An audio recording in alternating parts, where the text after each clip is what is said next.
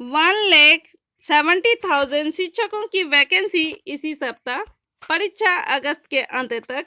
Result नवंबर में। नियोजित शिक्षकों को मिलेगी उम्र में छूट।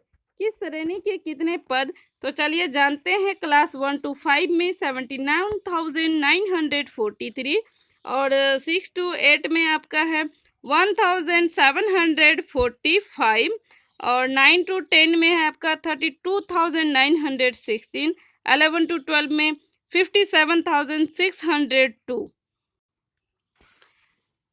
क्लास 1 to 12 तक के 1,70,461 टीचर्स की भर्ती के लिए वैकेंसी इसी सप्ताह जारी होगा। आवेदन का समय 1 माह का होगा। Class 1 to 5, 6 to 8, 9 to 10, 11 to 12 के लिए अलग अलग आवेदन लिए जाएंगे। अगस्त के अंत तक परीक्षा 3 डेट्स में होगी, यानी 3 अलग अलग तिथियों में परीक्षा होगी। रिजल्ट नवंबर के अंत तक जारी होगा। 100 अंकों के भाषा पेपर में 30% रिजल्ट क्वालिफाइंग मार्क्स का होगा। यानी आप सभी को पता ही है कि सिलेबस आपने देख ही लिया है कि इंग्लिश आपका कितना का है, 25 मार्क्स का। और सेकंड नेक्स्ट लैंग्वेज जो है आपका, चाहे वो आपका हिंदी हो या बंगला हो या उर्दू हो, तो वो आपका क्या है, 75 मार्क्स का है। तो दोनों को मिला के 100 हुआ। तो इन 100 में से आपको 30% रिजल्ट करना है, तभी आपका जाके नेक्स्ट पेपर चेक होगा। तो इस पेपर में कोई नेगेटिव मार्किंग नहीं है, ये बहुत अच्छी बात है।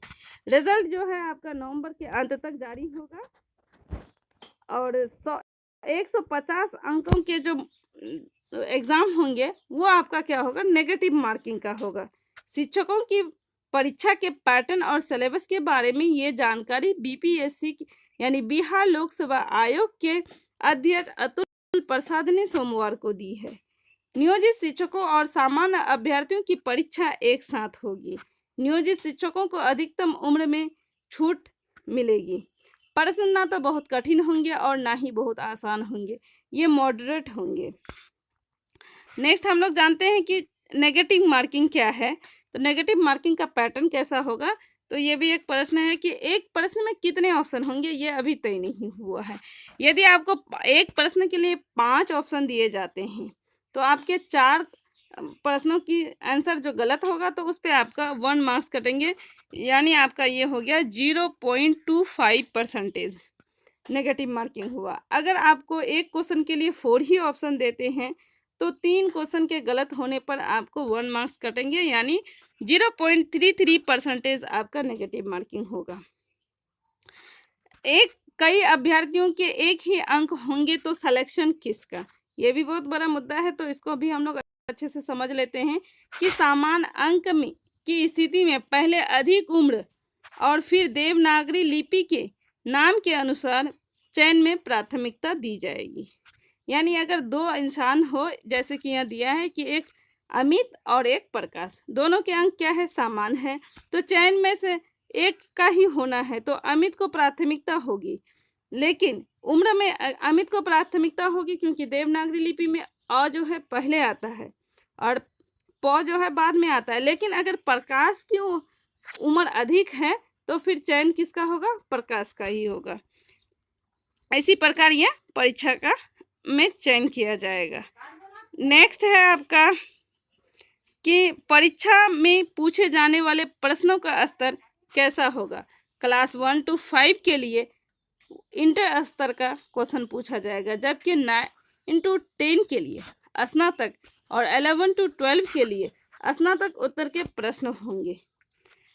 नेक्स्ट है आपका कि सामान्य वर्ग के अभ्यर्थी के लिए 40%, पिछड़ा वर्ग के लिए 36.5% से अधिक अंक पर शिक्षक बन जाएंगे।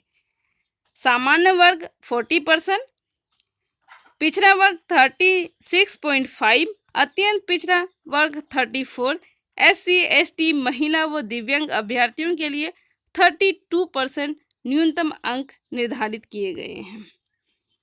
नेक्स्ट है आपका कि मैंने TET भी पास की हूँ और STET के दोनों पेपर भी पास किए हैं, तो क्या प्राथमिक माध्यमिक और उच्च माध्यमिक तीनों के लिए आवेदन दे सकता हूँ?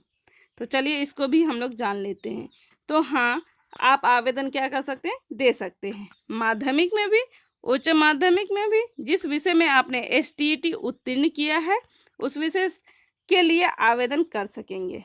क्लास 11 to 12 के लिए गणित के साथ भौतिकी में STET उत्तीर्ण है, लेकिन इन दोनों में से एक विषय के लिए ही आवेदन कर सकेंगे। यानी अगर आप गणित में भी और फिजिक्स में भी आप पास कर लिए STET, तो आप दोनों में से किसी एक विषय के लिए ही आवेदन दे सकते हैं।